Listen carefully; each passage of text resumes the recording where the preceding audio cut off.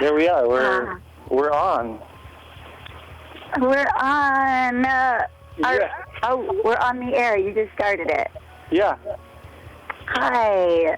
Hi. Guess who just came into my bedroom? Stephanie? No. Oh my God, she's coming in again through the window. Chris Ferreira? No, it's neither of these people, and it kind of would be really hard. It's almost like the guessing game we did at the end of the last program, because the chances that you'll guess it are very, very slim. Oh, right. What was it? It was not Yahtzee, but kind of like that. Is that the name of your cat? It wasn't. No, it's not. It's not a cat, and the game was Uno. Uno. I think I knew someone who had a cat named Uno. Well, that would make not it the right a good multi-leveled. It's not about a cat. It was a human, but it's kind of like Taddafa's guessing game was a game, and you might think that the name of the cat is the name of a game, but it's not a cat. It's a real. Also, it was a person. It is a person. We have to keep this store shut actually because of the cats, right? Okay. Oops, I gave it away. I said her name. Oh, really? I did. See, that's how bad I am at guessing games. Let me think. Is it that woman, your roommate, who also is a performer? She is. I wouldn't exactly define. I don't think that's the one you're thinking of. Who did Contortion? Nope, not that one.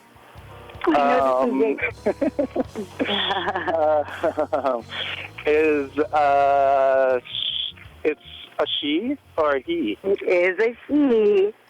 Okay. Does this person have? Does this person? This is really. Is it Jennifer? Yes. Really? What's your name? I guess the most common name. Shut up. It's Jennifer. It's Jenny. It's Jenny Sage. And I'm on the roof with her now. We both climbed through my window. And we're both on the roof. And it's what we call sometimes a little beach time. Oh, so it's kind of like you're making time for smiling on the beach. Exactly. Yes. And okay, so describe for our listeners what this beach-like roof is like. Well, it's got lots of clouds in the sky above it, which makes it very similar to a lot of other beaches. And then what makes it more kind of dissimilar is that it is silver. It's silver. Oh, it's a silver beach. It's a silver beach, and Jenny is currently lighting, even though the wind is making it difficult. She's lighting an incense stick to have on the beach. Interesting. I've seen that in India. They do that. Oh. Yeah, usually to keep the bugs off the fruit. To keep the bugs off the fruit, ladies and gentlemen, that makes so much sense. It's such a nice way to keep away bugs, to keep flies away from sweet things. Right. Why wouldn't you bring sweet things to the beach just because there's flies? There's other ways to take care of business than abstaining. Yeah, or deep lids off. Or deep lids off. Yeah, so I want to introduce you to the lady that I asked her if she remembered you, and she said, I do remember this gentleman. Well, I'll let her tell you. Okay. How's that? Yes. I mean, Are you walking? Oh, what? It's the wind. I'm sending you some wind to the east. We've got it up here on the rooftop. We do. Yeah, Jenny just stuck the incense into a slightly melty part of the tar, and it's working well. All right, are you walking around your neighborhood? Yeah, well, I actually started walking, and I picked up a black-looking maple leaf. The leaves are already falling a little bit, and then I was on my way, and then I thought, wait, I want to go back and get my camera, so if I see something, I can take pictures of it. So I'm actually on my way back. You're on a camera mission. Yeah. Right. All right. Well, here is Miss Jenny Sage, and she would like to say some words to you, Doc. Oh, good. Hello? Hi, Jenny. This is Zav. Hi. Have we met before? Yeah, we met on the porch at the house here. Oh, really? Very briefly. On the front porch or the back porch? The main aspects that I remember were that we talked about floating down the Mississippi. Oh, yeah, they definitely talked on to a me. raft. Yes. So what do you do? What are your plans for today? Well, today is my day off, and I have ran some errands, and I've been reconnecting with the joys of the public library. And now I am going to the beach on my roof. So I'm going to lounge in the sun and read about Japanese lore of the fox. Is that a book? Well, it's a thing, I guess. The book, and I suppose the character is called Kitsune. I don't know if I'm pronouncing that right, but that is the subtitle. Is the fox?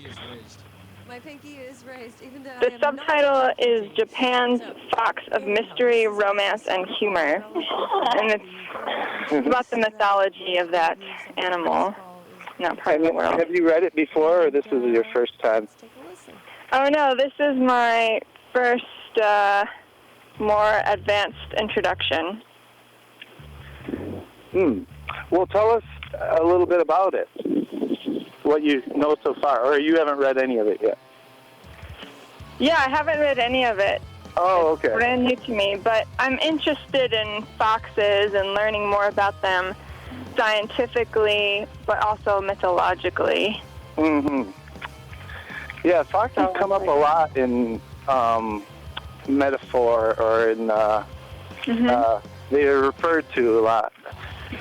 Probably because they have characteristics that are a little bit like something about ourselves. They're a little bit. The species actually has a personality, sort of.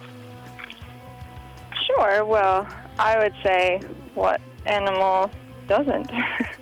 Right. Yeah. I guess you could. But some are maybe more defined, more clear than others. More I don't know why foxes have become such a repeated icon in different culture, different histories of different cultures. I don't know why that is.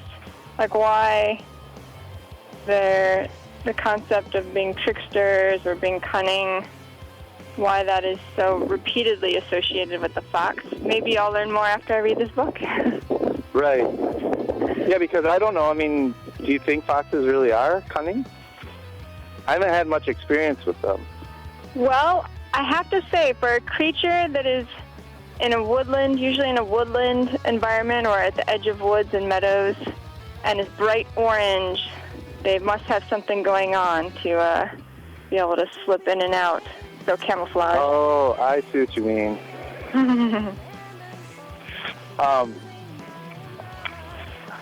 Yeah, I heard there once was a fox who would come in the backyard where I was living before, and Celeste, who was living there with me, said that one night she came home and the fox approached her, came right up to, didn't touch her or anything, but came close and was not afraid.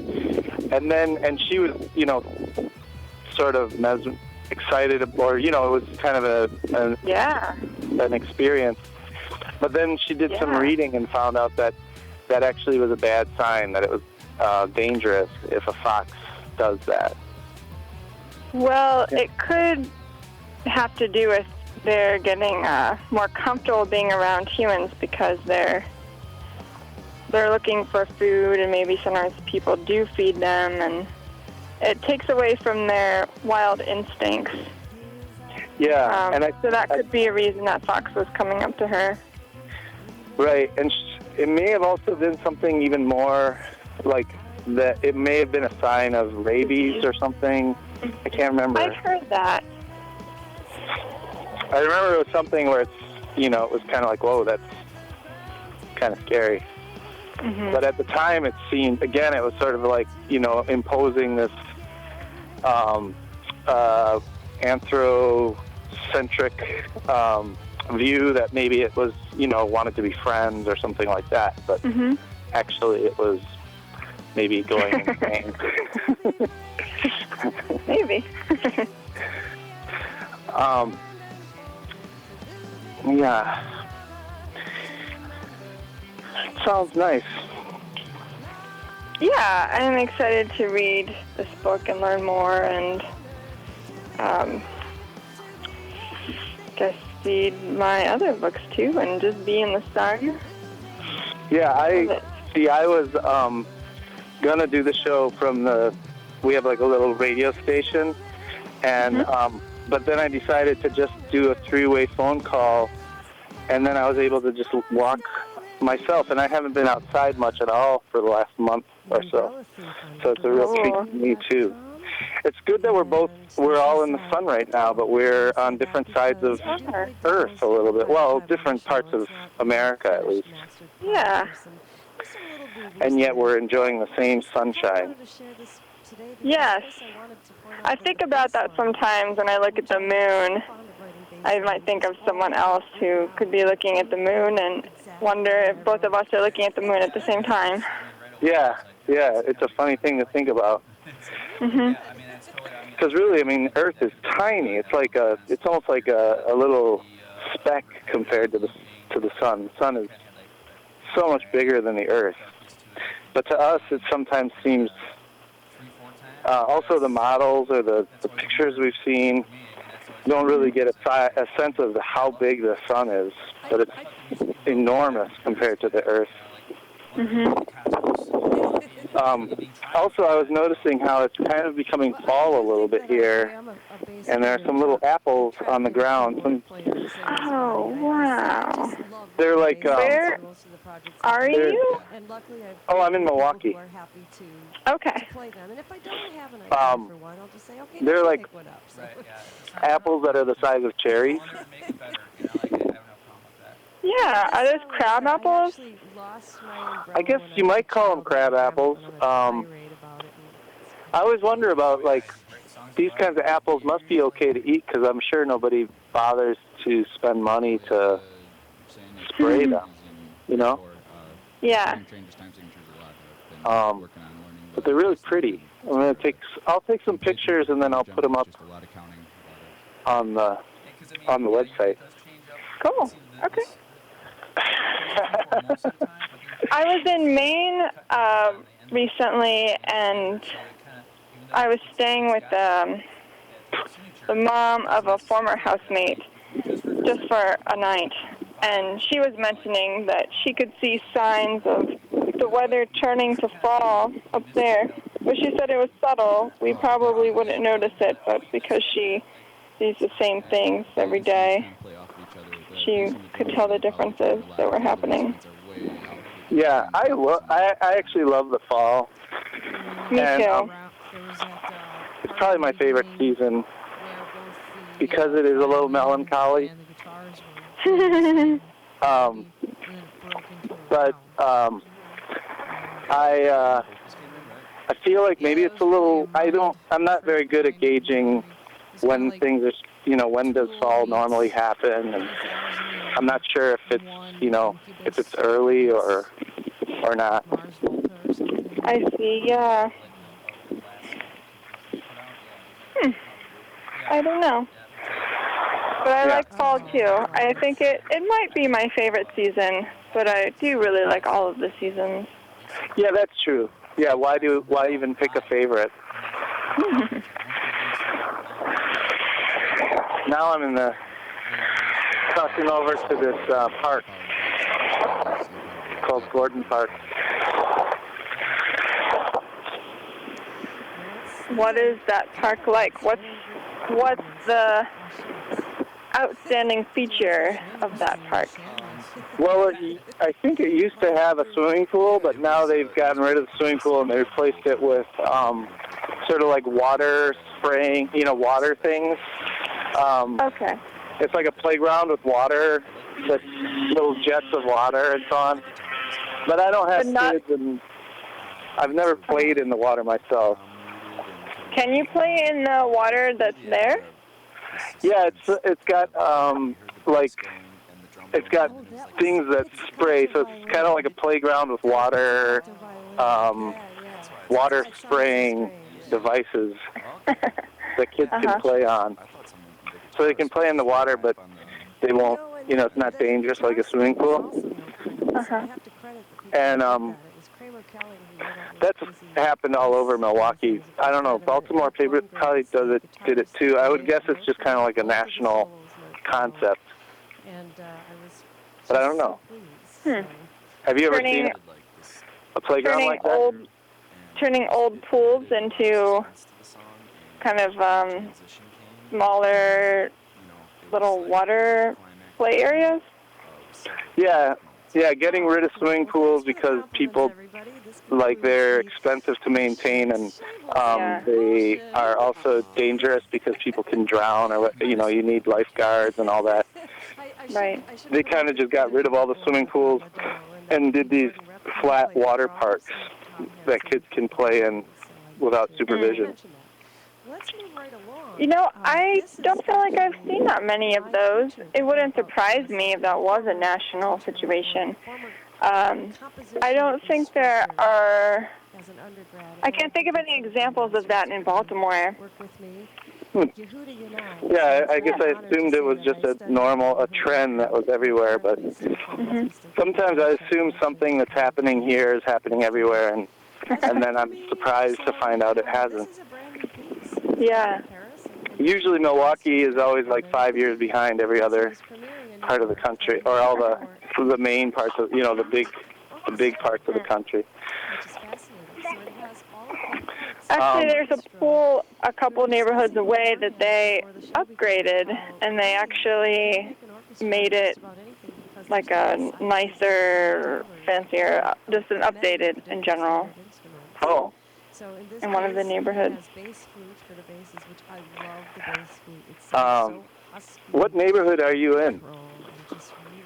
So Teresa and I live in Charles Village, and then the neighborhood I'm thinking of is Hamden, which is a couple neighborhoods away.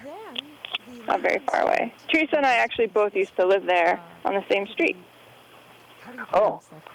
So how long have you known Teresa?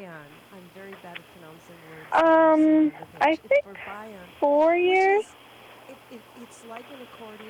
Oh. Probably something like that, 4 or 5. Yeah. Do you plan to stay where you are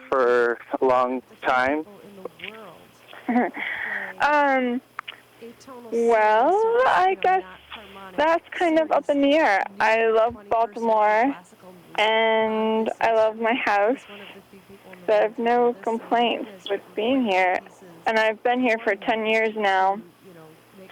But I am interested in applying for a job in wilderness therapy, so that would very well take me to another location. Well, it's interesting that you would say that because now I'm in the wilderness. Of Gordon Park? Yeah, well, it's the woods, and it's kind of away from the park now, and it's really like the woods. Like, there's no people, and I'm walking on a dirt path, and I'm kind of seeing if I can get to the river from here. I haven't walked here. I haven't done this kind of walk for a long time because I've been because of different circumstances, I've just been working a lot and not able to get out and about. Mm-hmm. But yeah, it's nice to be able to do that, which is kind of I didn't know that today would be such a pleasant that I'd have this pleasant walk. And it actually was inspired by Teresa because Teresa said she was going to take a walk around her neighborhood, and then I was like, wait a second, maybe I should take a walk around my neighborhood. So, cool. Yeah, it's really nice. We're really lucky to have this nature, right. I actually really love the what's the word? I love being in nature in a city, if that makes sense. To be in the woods in a city is kind of one of my favorite things to explore.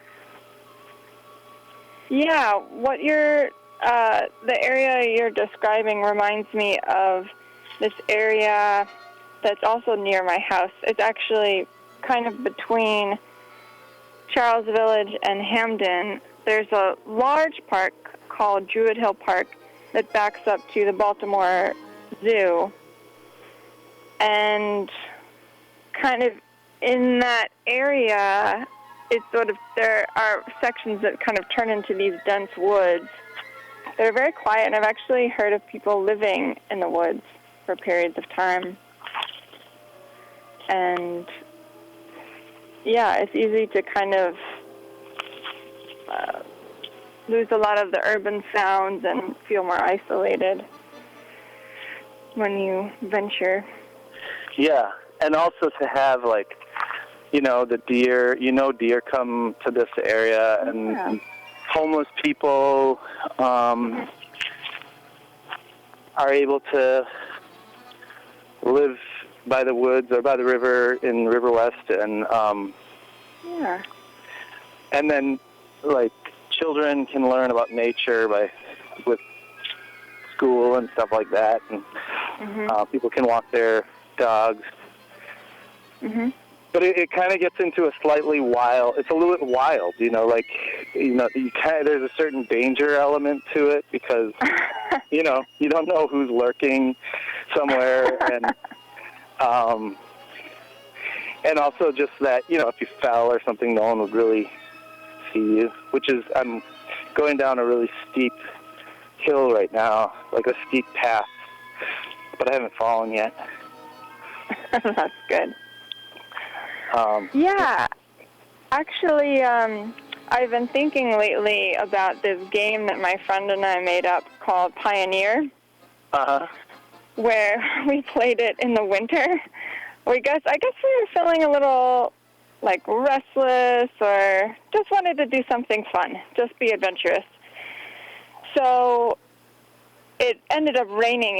It hadn't rained yet when we were leaving, but we decided to just go on a walk and I think look for some plants or something like that. I have gone through various spurts where I'm more focused on studying plant identification.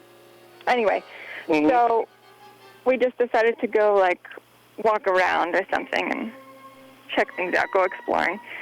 So we did that, and we found, like a, kind of like a bathtub, this big container of scrap marble, which I thought was extremely exciting.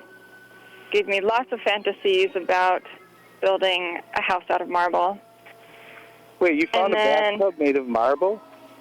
We found like a tub, like a metal tub filled with some large, thick pieces of marble. Oh, uh-huh. And I thought that was really exciting. I really like trash and cool junk. Well, that's one of the cool things about nature is that nature, there is no trash. Trash doesn't exist. Right, yes. The leaves on the ground, in a city would be considered trash or, the only thing that looks like trash in nature is man-made stuff.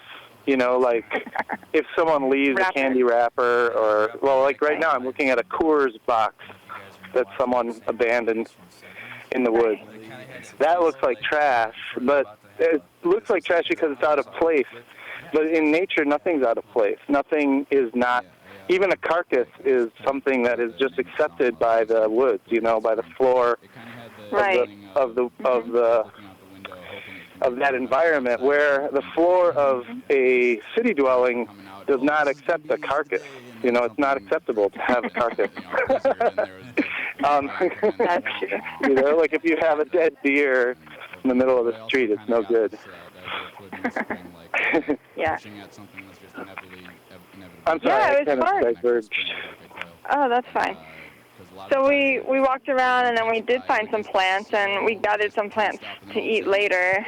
And we found a creek, and then we were playing in the creek, and we were just getting more dramatic about it and getting in touch with our child spirits.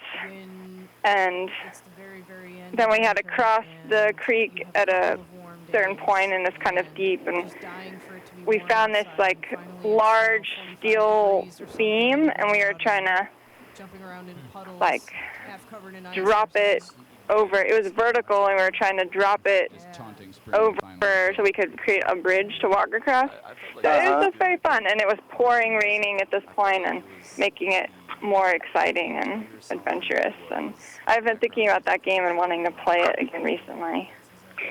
So what about it is a game? It's just that you were sort of in nature and just making your way, being sort of like you were when you were younger?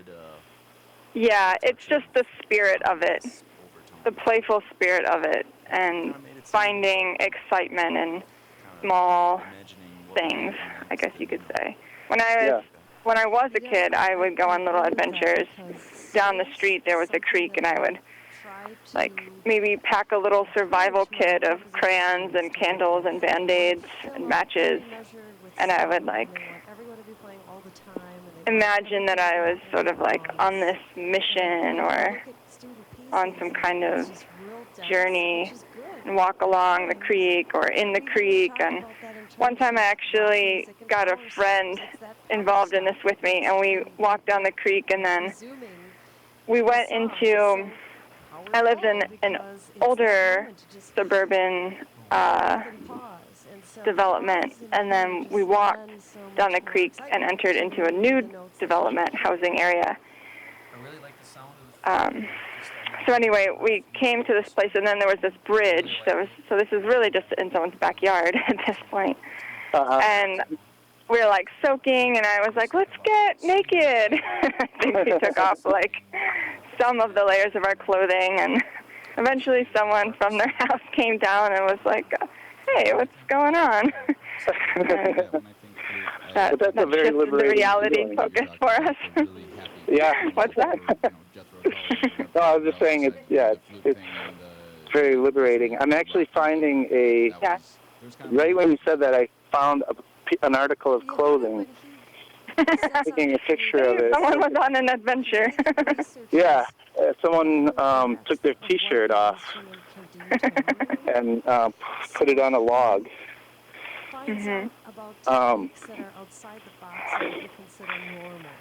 Yeah, and I actually remember being down here with my friend Elmo and Brain and running through the woods.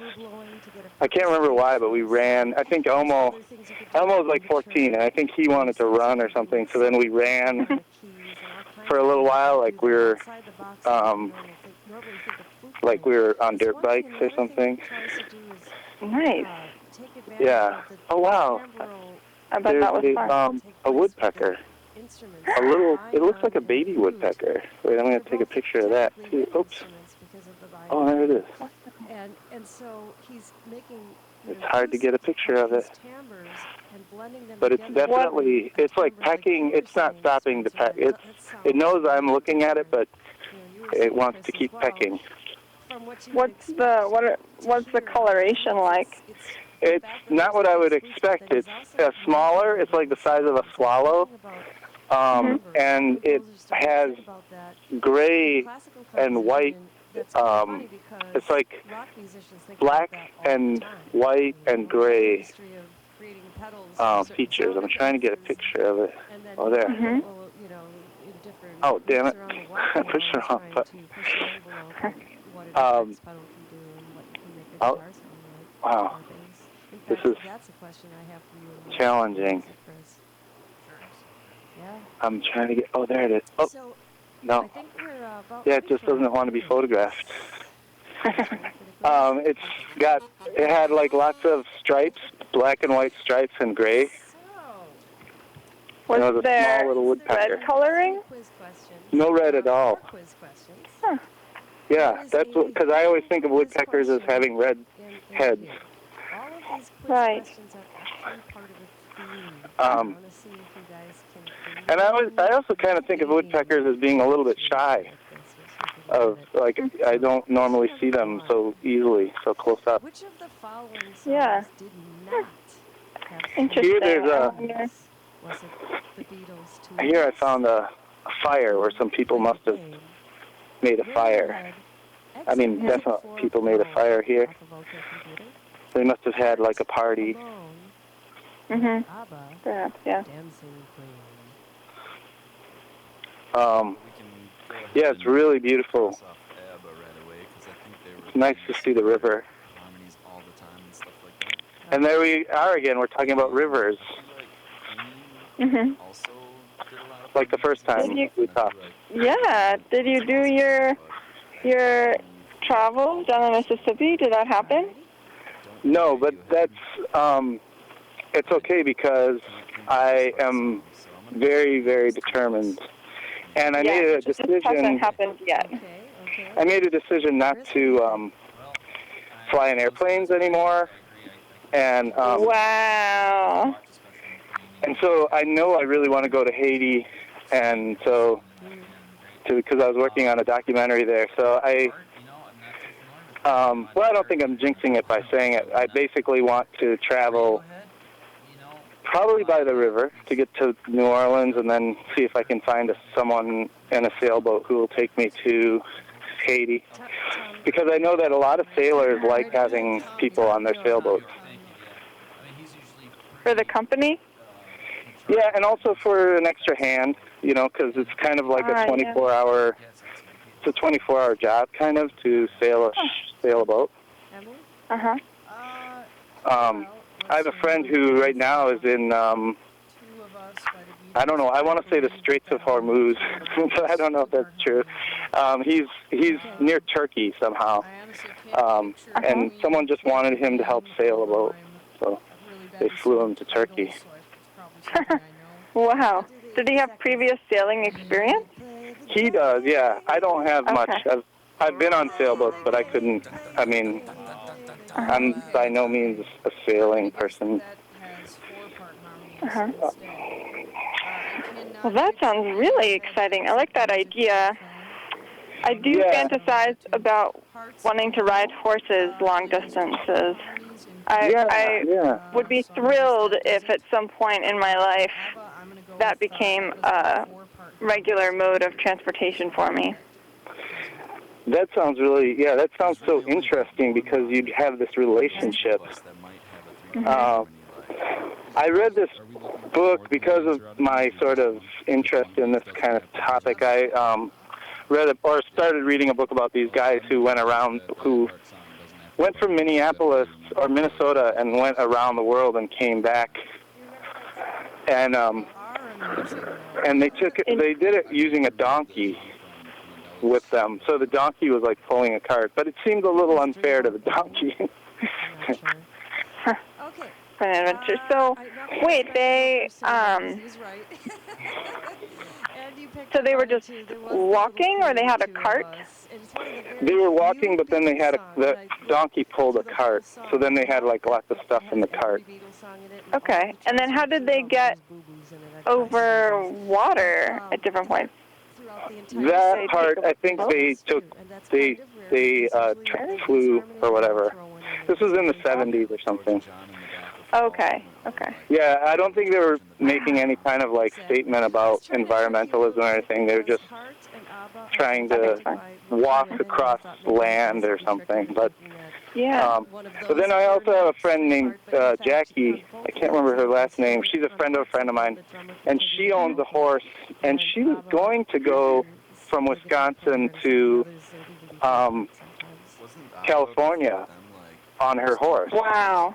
That's amazing. Yeah, but she ended up not doing it because I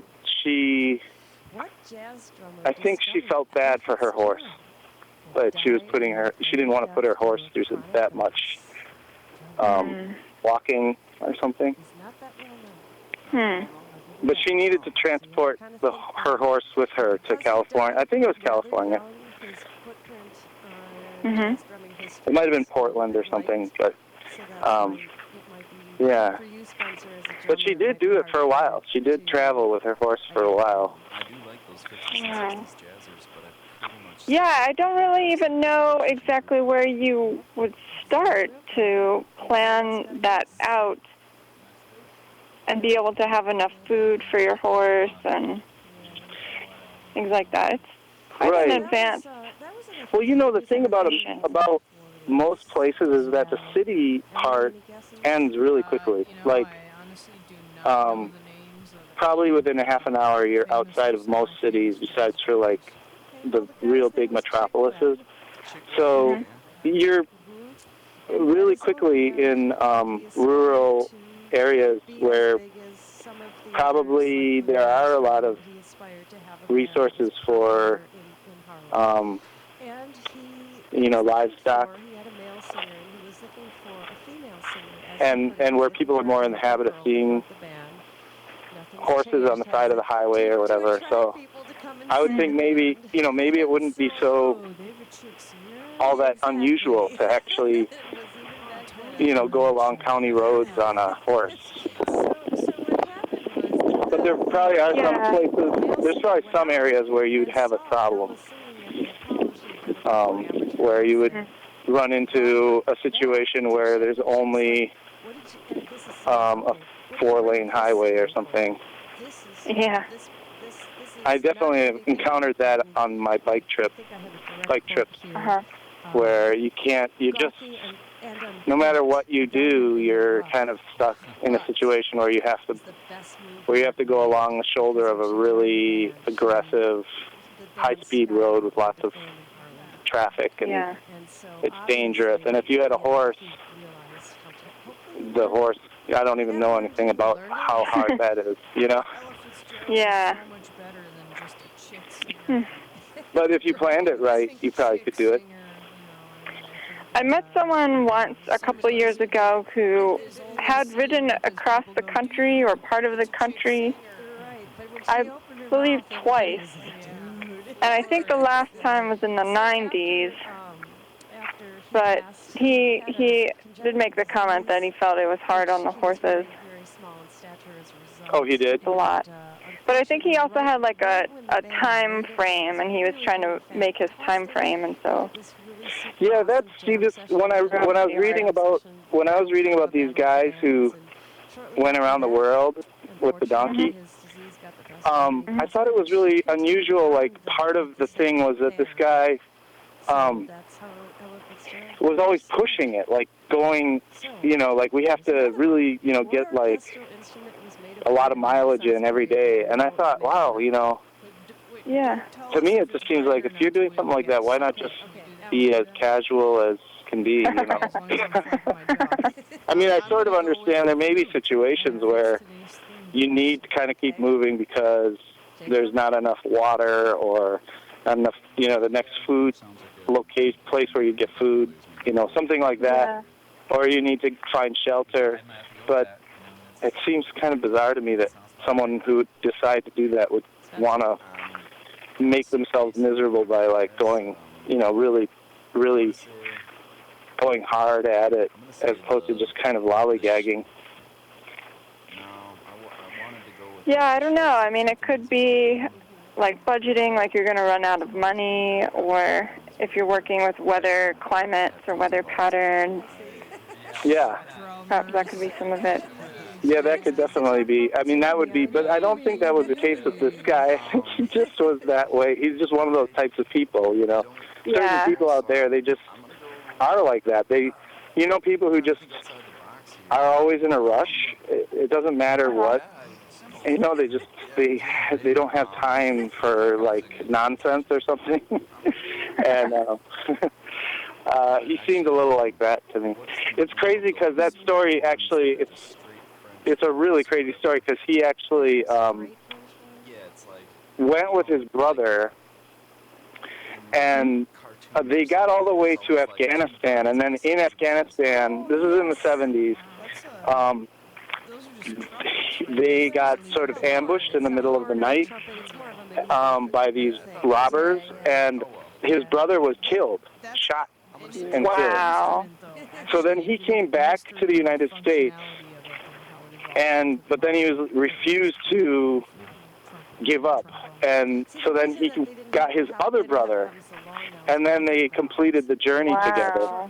But there was something, when I read the book, he seemed so single-minded about this thing that it almost seemed like he was repressing all of his, I mean, obviously he was really upset about it, but he didn't seem, it seemed as though he almost just was like, I don't know, it seemed as though he was sort of callous or something, and it seemed like such a hard thing to do to your family to go back after that and continue. I don't know. It just seems sort of strange, and anyway. Sounds intense. Yeah, it was really, really an intense thing, and there's something a little senseless about it. The size of the flutes, the little one is the piccolo, and then there's the bass flute. So there's a whole variety of other larger flutes, and F flute, and B flat flutes. So I just thought it was a chance to talk about flutes again. So the fourth question. So what are you going to do the rest of the day? Well, I think I might do some yoga with Teresa later. We have a yoga room in our house. We're very fortunate to have that space. So I think we may do that. And, I don't know, maybe make some food later. I've been enjoying also lifting weights at the gym of the university that I work for. So I was also considering going to the gym. Oh, wow. That sounds like a really healthy day. It's fun. Well, yeah. I feel like I've been craving some of that. I recently got a car, and I've been going on a lot of trips lately, so I've been behind the wheel or in a car more than usual. Yeah. And I had a job where I was driving a little bit more than usual lately. So I'm feeling the call to be more active and be outside again. There was another Spock that was famous in the 60s. Yeah, I'm enjoying the same thing. I mean, just being on a long walk out and outdoors is probably the first time I've done this in a long time, especially in the sun, because I tend to wake up late and then I work, and then my day ends, and then it all kind of repeats itself. And it's funny because I used to not be like that, but recently I just had this crazy situation where I suddenly have to work 7 days a week, which is kind of good. I mean, it's actually, in a way, it's reassuring because I realize it's just not that bad. It's actually, I don't mind working all the time for a period of time. Yeah. Oh man, I have no idea because I've never heard of these bands. What does it smell like for you outside? What are the smells you're experiencing? Well, wait, let me back up because a second ago it really smelled nice, and then I got on this. I sort of exited the woods right as we were talking. So we're all basing these things on stereotypes? I want to say it almost smells like bakery, but it's not. It's actual nature. It's like the smell of. It's floral because there's so much greenery. There's so many green things around here. Mm-hmm. But it also it had kind of a wheat smell to it or something, or like the smell of wheat, you know. Mm-hmm. I made it up. Do you have any ideas where it might have been coming from? I made it up. Do you see anything in flower? Oh, there's so many things. I'm just surrounded by green leaves of all different types. And also I'm not very familiar. There's these yellow, sort of like flowers or, let me see, I'm going back towards them. I wonder if they're the ones who smell strong when I walk Are they small and kind of on like altogether make a kind of a cone shape? And also Capecchi. Oh yeah, the bees are all over it. Whatever this is, there's yellow jackets all over it. And each little flower looks like a teeny tiny dandelion, like the size of the end of a pencil. Yeah, that's what it is. They're yellow? Yeah, the ends are yellow, but then it's a long stalk with green, narrow leaves. Out of whole cloth, just made it up. I wonder, well, I'm not there, but I wonder if it could be this plant called goldenrod. I bet it is, because I've heard people say goldenrod. Yeah. And it smells really good. It smells kind of very, I can only say it smells kind of like when you walk into a flower shop. It's that general smell. It's a little bit tangy and I think so, yeah. a little bit, gosh, I'm realizing I'm not good at describing smells. It's very challenging. We're not a smell-based culture. Yeah. Yeah, like if I was a wine connoisseur, I could probably tell you all kinds of nuances of the smell. But it smells really good. Oh, man. Yeah. It smells real good. What's Teresa doing at this time? So she's reading my Japanese mythology, Fox mythology book. Uh-huh.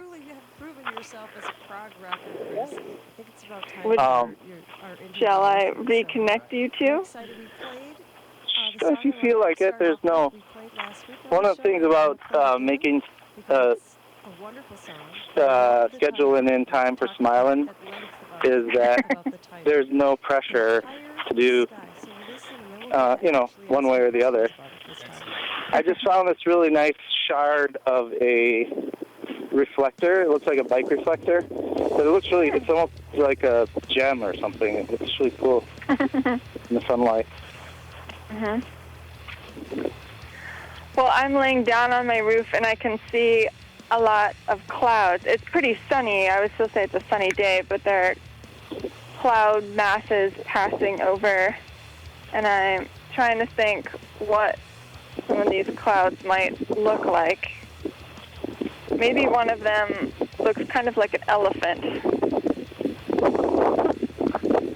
Pointing it out to Teresa. Do you see the snout, Teresa? Kind of like the head of an elephant. We're in agreement. We're seeing a head of an elephant. Or a Snuffleupagus. Actually, it kind of looks like an elephant head with a lobster tail. A lobster tail? Yeah, that's nice. the species we're looking at right now. Now there's like a mint smell. It smells like almost like a box of chocolate mint. Oh. Well, you could be around some mint. Mint grows. Yeah, I think so. Or someone in the mint family. Easily. Yeah. Cool. I could really go for some ice cream right now. Mint ice cream sounds wonderful. Maybe I'll do that later. Maybe I'll get some ice cream. Sounds like a good idea. What's your favorite flavor? Mint chocolate chip. Speaking of mint. Elmo, this friend of mine, we've gotten in the habit because like for $3, we get like a big container of ice cream. And we've been getting one almost every day for the last few days, or for the last week.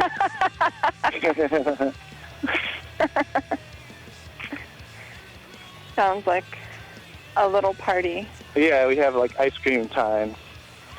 It's not just us. We're not the only ones. Other people eat it too. Oh. It's kind of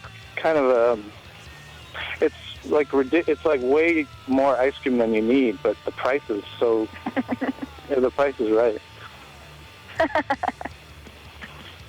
And usually mint chocolate. Go ahead. Yeah. I like that flavor too. Yeah, that one's been my favorite since I was a little kid. Yeah, that was my favorite growing up. And now it is really hard. I guess it would depend on the variety, but I do like a caramel ice cream a lot. I do like a coffee ice cream. Oh yeah. Butter pecan can be good. A good pistachio. Yeah, I'm really into ice cream. What about chocolate? Yeah, I mean, there's nothing wrong with classics, that can be totally fine. I enjoy that once in a while, but it's going to be a rare choice for me. I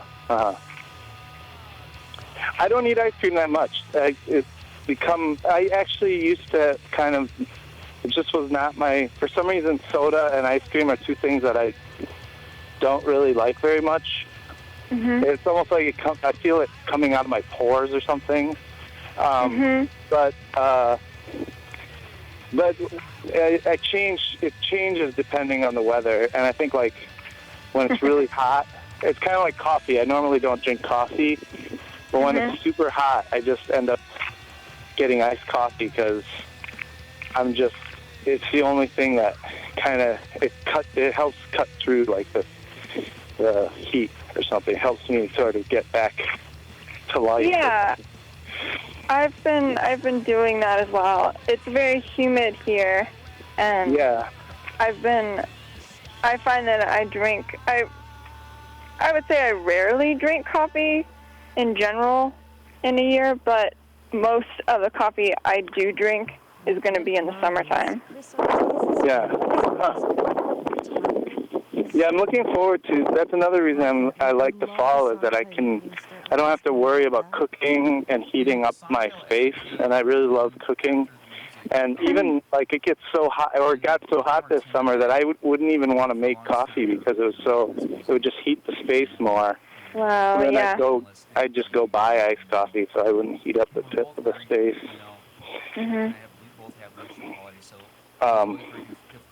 Now I'm going up a series of wooden stairs that are going to take me to the grocery store. because I need to pick up some groceries. Actually, gosh, I should probably head back. I just realized I have to open my store at 3. What time is it in Baltimore?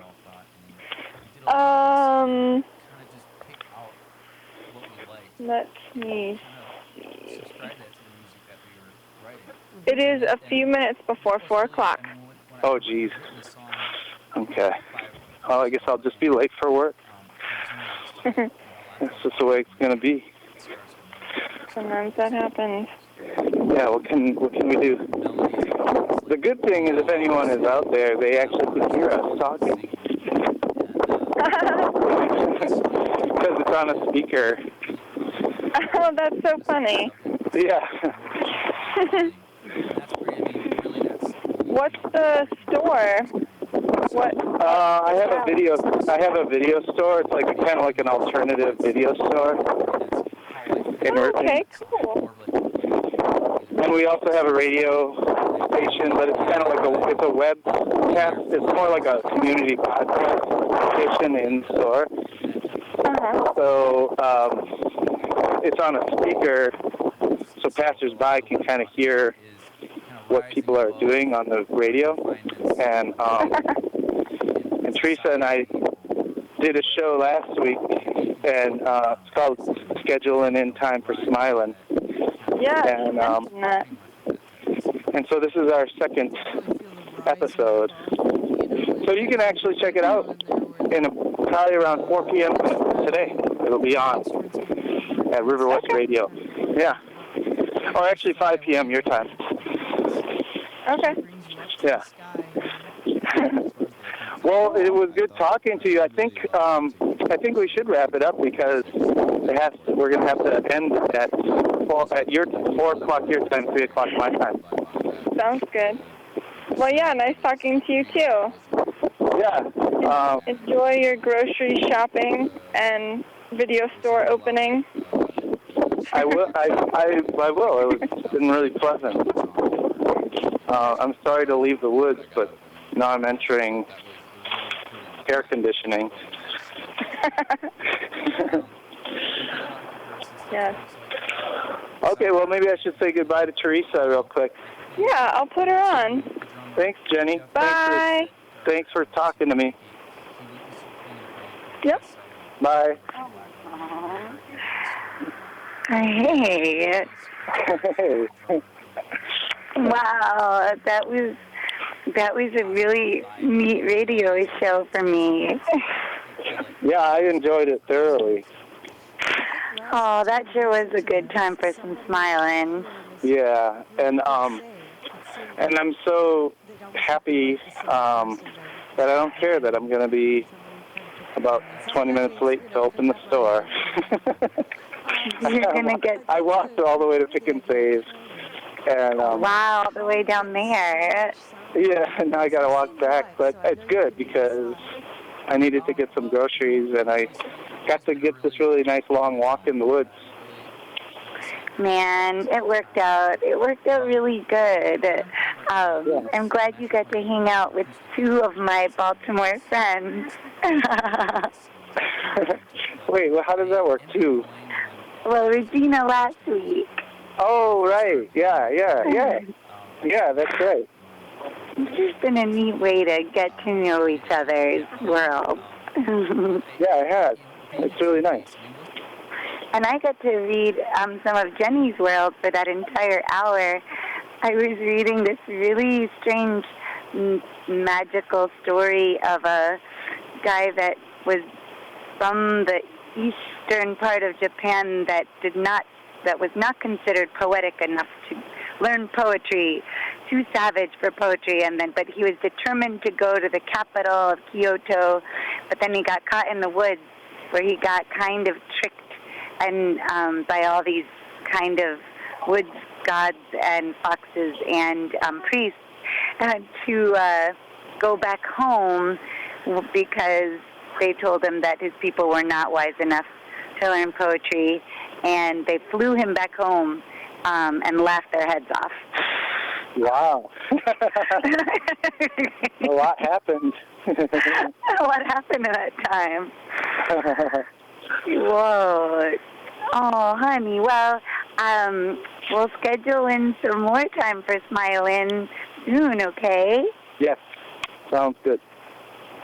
Are you in the grocery store now shopping? Yep, I'm in the supermarket getting some veggies so I can make some food when I get back. Oh, my God. You should have seen Jenny is like a really amazing cook. Just to paint a picture of what she made and maybe to give you some ideas. I looked at this food that was created, and it looked like these very interesting creatures of under the sea. Like it was like beets and carrots and greens and avocados wrapped up in seaweed and then wrapped up in rice. What kind? Wonton wraps, which were pink from being boiled in the beet water, and it looked like these black and pink and fleshy oblongs. It was beautiful. Wow. Yes, I hear Jenny laughing in the background. That was her enjoyment of yes, hearing it. But yeah, I hope you have a vegetable-y good time this afternoon. Yes. Are you going to do another radio show with Zach later?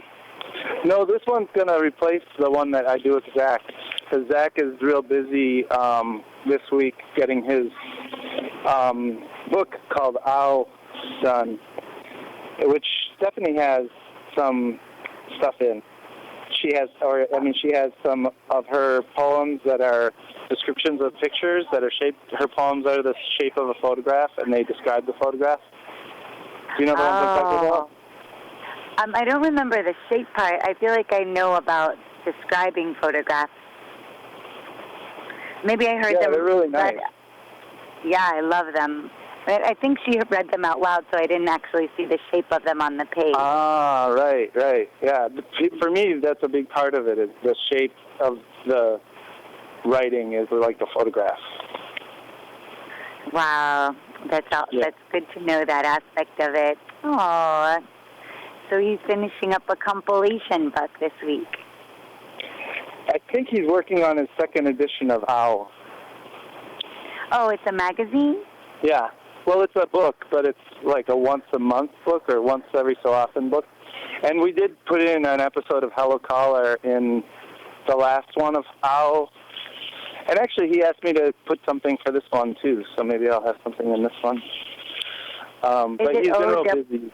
Also, he had the same problem I had where he had to kind of deal with his house a little bit. So. Yup. Yeah, I know how that can be. Yeah. It can take a little time. Yeah. Aww, we're not in the air, obviously, anymore. Oh, yeah, you know what? I think we're off the air. Yeah, so just so you know, I think we must have gotten cut off by now, because it's got to be past 4, right? I thought at 4. Yeah, I thought I was considering us off the air from the very beginning, but I don't know. You know what? Actually, I think we might. Well, I'm sorry. I'm just thinking techie thoughts, but I think we might still be.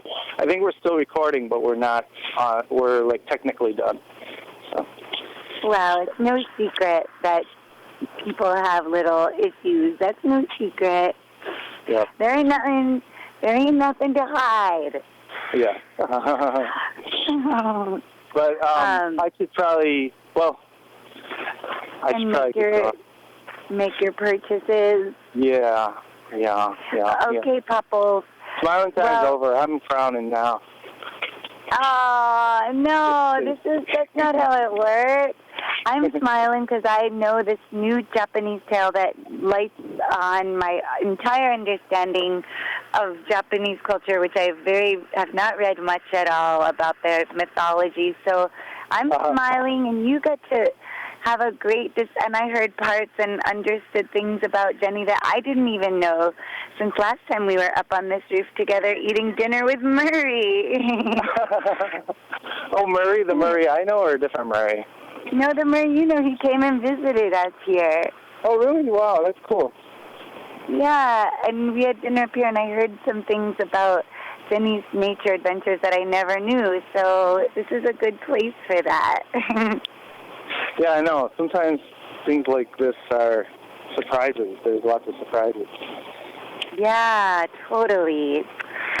Obviously, so far, we've had really good luck. I mean, this time Jenny just popped in the window, and I was like, oh, duh, that's One Direction for our show. And it was very, very nice, very pleasant. And it led to me taking this long walk in the woods. I think it works when you schedule in some time for smiling.